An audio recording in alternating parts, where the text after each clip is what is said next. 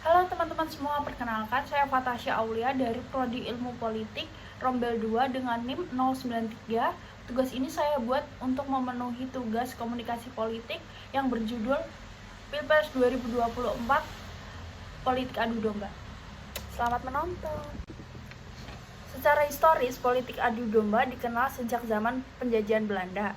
Kala itu, bangsa penjajah menamakannya dengan sebutan Divide et Impera. Diketahui, ini adalah sebuah strategi yang digunakan oleh pemerintah kerajaan Belanda untuk memobilisasi kepentingan politik, ekonomi, hingga militer, dengan memecah belah suatu kelompok, komunitas, hingga kekuasaan wilayah yang dijajah.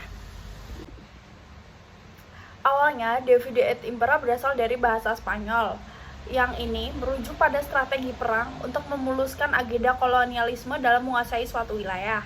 Seiring perkembangannya, Divide et Impera tidak sekedar strategi perang, namun lebih menjadi strategi politik yang mengkombinasikan seluruh pengetahuan yang dibutuhkan. Sejak saat itu, politik adu domba lebih ke berbagai varian perluasan taktik, termasuk dalam rasisme, regionalisme, dan fanatisme dalam berreligius atau beragama. Jika Divide et Impera tersebut atau politik adu domba tersebut terjadi di Indonesia, maka akan terjadi perpecahan antar masyarakat. Ada pula cara-cara untuk menanggulangi Divide et Impera tersebut. Ada dua cara untuk menggagalkan politik adu domba ini atau Divide et Impera. Yang pertama adalah tidak langsung percaya pada media massa saat ini, yang artinya adalah kita harus mengecek dulu kebenarannya, apakah kebenaran tersebut dapat dipertanggungjawabkan ataupun tidak. Yang kedua adalah percaya selalu kepada Tuhan Yang Maha Esa, karena untuk selalu dijauhkan dari hal-hal negatif, karena tanpa bantuan Tuhan Yang Maha Esa kita tidak akan seperti ini.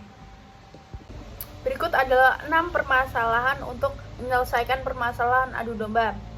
Yang pertama adalah lebih hati-hati dalam berbicara, karena kita tidak tahu apakah ucapan kita akan menyakiti orang lain ataupun tidak. Yang kedua, jangan mudah emosi. Karena apa? Karena apabila kita mudah emosi, maka kepala kita akan panas dan akan membuat lingkungan di sekitar kita akan membuat panas pula. Yang ketiga, jangan membuat masalah dengan mereka. Mereka dengan tanda kutip artinya adalah yang sekeliling dengan politik Divide et Impera atau politik adu domba tersebut. Yang keempat adalah tanyakan kenapa mereka seperti itu. Tanyakan kepada mereka artinya adalah mengapa mereka mengikuti politik adu domba tersebut. Yang kelima, jangan membuka media sosialnya. Yang keenam, ambil keputusan terbaik. Keputusan terbaik yang dimaksud adalah keputusan yang diambil dari diri sendiri dengan keadaan tenang dan tidak terburu-buru. Sekian video pidato dari saya ucapkan terima kasih. Wassalamualaikum warahmatullahi wabarakatuh.